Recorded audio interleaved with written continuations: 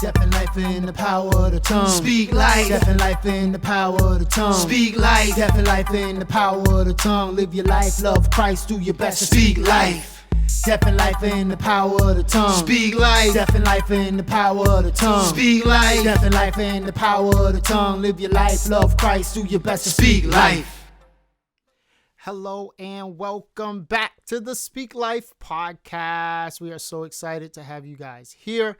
I am your host, Minister Phoenix, alongside my beautiful and amazing wife. Hey y'all, welcome again to the Speak Life podcast. This is your co-host, the one and only Sheikah. Welcome. Now, today is a very special occasion.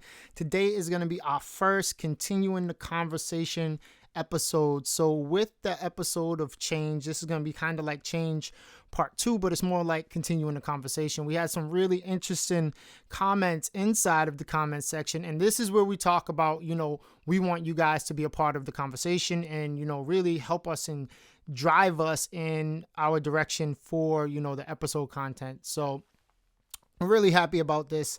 So this is going to be our first continuing the conversation episode, and this one goes out to my the main Campbell out in Randolph. He's the one who really sparked this episode to come in. So, we appreciate you, bro, and thanks for listening to the podcast. Now, today, as I said, we're going to be continuing the conversation about change. And one of the first questions that came up was, do we set unrealistic expectations when we want people to change, when we want ourselves to change? Are we setting ourselves up for failure with unrealistic expectations? I definitely do think so, because I can speak from experience. Sometimes I tell myself, okay, you know what, Sheikah, you need to do this differently, or you need to stop doing this. And sometimes I give myself like a timeline, and I say, you know what, well, I'm going to try again next month.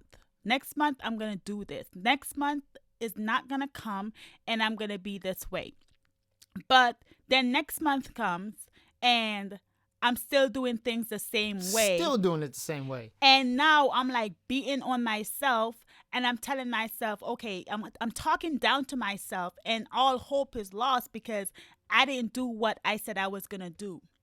So sometimes we are our biggest critics, and we hold ourselves so accountable to the point where we eventually can get into like a depression mode or something like that, because of the fact that the expectation we hold for ourselves. It's okay to have expectation, but what if you cannot reach those expectations? What do? Do you just go into a bubble? Do you go into a shell? Do you lock away from the world? What do you do?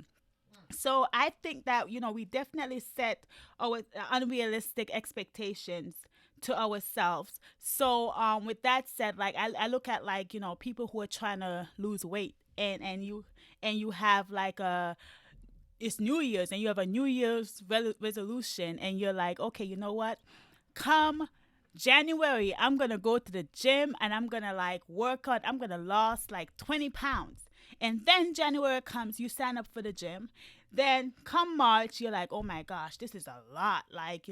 It's a lot to juggle going to the gym and working and taking care of family, taking care of children. Right here. And then it doesn't happen. You find March, April, May, summer comes, and you're like, I still did not lose any weight. Or you may even stop going to the gym. Just looking at that gym membership. Right? So it's no, you're holding yourself, and you're like, oh my gosh, I'm so, I'm just not a good person, or what's wrong with me? Something is wrong with me. I'm not normal. Why can't I just stick to stuff that I hold myself to?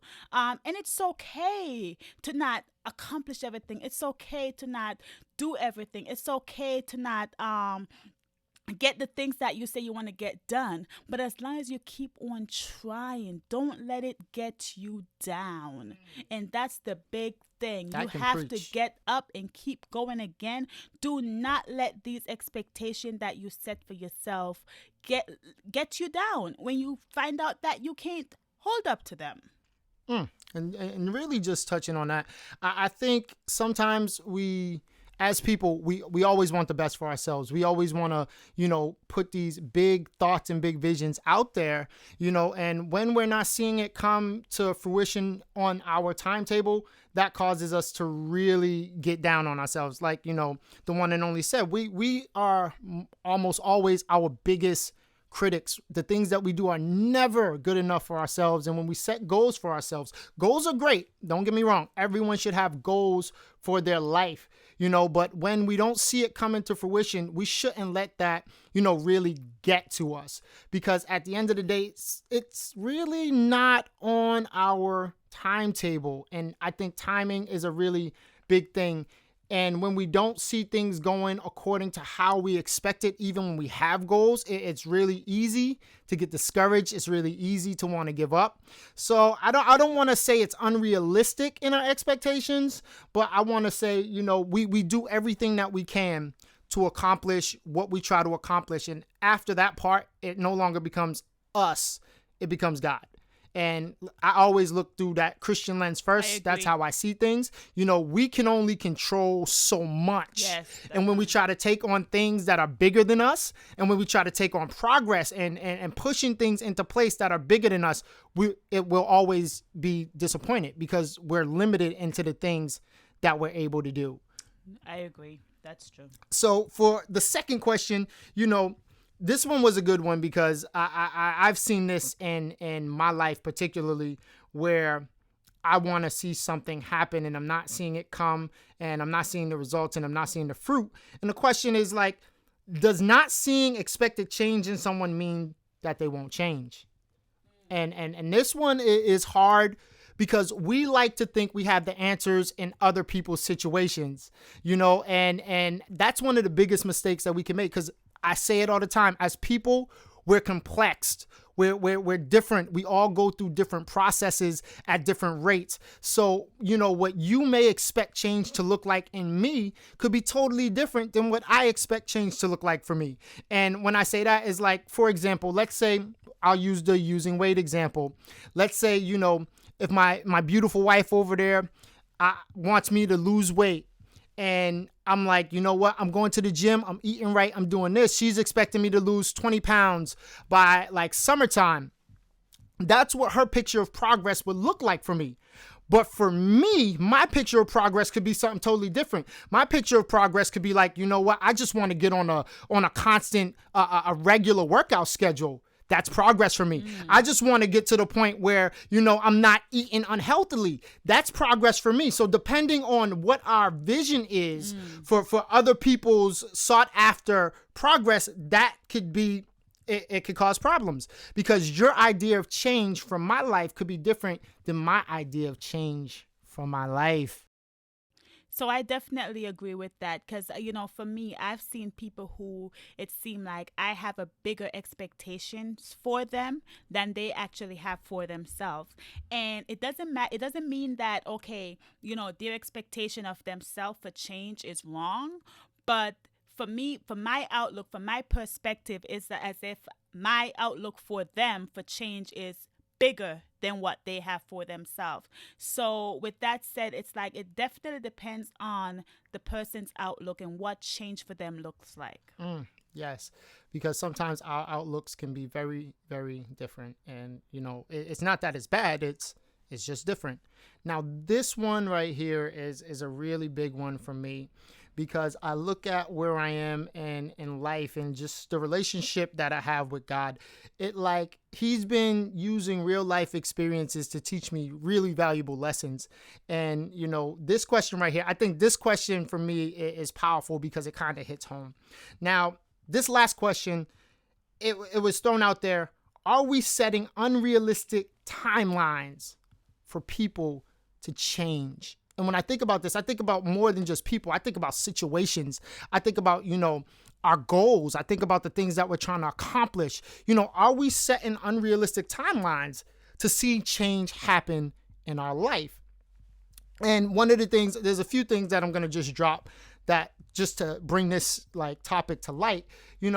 I dribbled through social media a little bit, and there was this video that this person did, Peculiar People's Apparel, on Instagram, or p_nell21, on TikTok, he did this video where he's calling Jesus, and Jesus picks up the phone and he's like, "What do you want, Pernell?" And he's like, "Jesus, I need this money." And Jesus is like, "Hold on," he's like, and he reminded him, he's like, "Yo, you have to remember, it's not on your time, but it's on my time." And I think timing really is a big thing in when change happens. And one of the things that really drives this home for me is I remember this so clearly.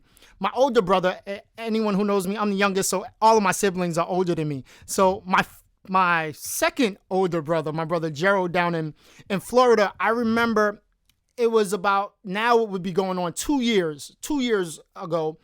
He was in I would say one of the darkest times in his life. And it was like everything just seemed like it was going wrong for him. And I remember we went down to Florida on vacation, and I'm just talking to him, and we're just like, just going back and forth. And I'm like, I could feel that, God was going to do something in his life. But looking at the situation that he was in, it sure didn't look like it was coming to pass. And for me, it was one of the most frustrating feelings that I could have, because it's like, I hear the promises that God's saying, but I'm seeing the situation in the present, and it doesn't look like it's getting better. And I'm like, and I remember, telling him, I'm like, bro, I'm like, and this time I'm like, yo, I just want to do something for you. Just seeing you like this, it hurts me. It really does something to me. And I remember him saying, he's like, there's going to be a time, he's like, where I'm going to have to call on you. He's like, but this time I got to do it by myself. Oh, Lord. And in the midst of a year, and I kid you not, it was literally like night and day. In the midst of a year, I just see how God changed his whole life around, his whole situation around. And I'm like, and God was like, it's not that I can't do it. It's not that I don't want to do it. But the thing that you're missing out on is my timing. Is it time yet? We want it to be our timing. And God's like, nah, it don't work like that. I bring about change when I'm ready, when I feel like the person's ready, when I feel like the person can handle it, when I feel like, now's the time to push them into what I'm trying to bring them to. And I think for me, that was an eye-opener for me, because I'm like, no, God, I need you to do this now. And God's like, nah, it don't really work like that. I do it on my time, and I don't ask anyone for permission, and I don't need anyone else's input, because I know what I'm doing very, very well. So with this piece, when we talk about setting timelines for situations and people to change, I think it's important to really ask yourself, like, how long are you willing to wait to see that change come?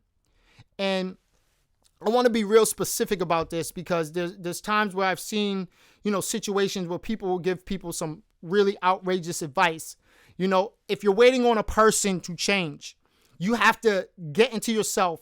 How far am I willing to go to see this change happen in them? And if it's in a relationship, I'm going to be straight up like this. If you in a relationship and someone's putting their hands on you, you don't wait for that change to come. You dip. Because if that was my daughter or my son in that situation, and the person that they're in that relationship with is beating up on them, listen, it's not going to fly with me. I would be a fool to say that that's a good idea for you to stay in that situation. That's not a change that you wait for. If they get themselves together after you leave, then bravo, good for them. But you are not anyone's punching bag. You are not anyone's abusing toy. You don't let people abuse you, because like my man Toby said, he's like, try Jesus, don't try me. Because if you mess with me and mine, it doesn't go so good like that. So, there's certain things that you wait for change for. And if you're willing to wait, then you have to wait on the process, and you have to wait on God. We can't put those timelines on ourselves. Yes, definitely. I do agree with that. Like, if you're in an abusive situation, by any means, that's not something you wait for. Like, no. You got to use wisdom, and you got to go. But, just talking about the timing and like I said, we're Christians, so we look at things a little differently from a Christian perspective.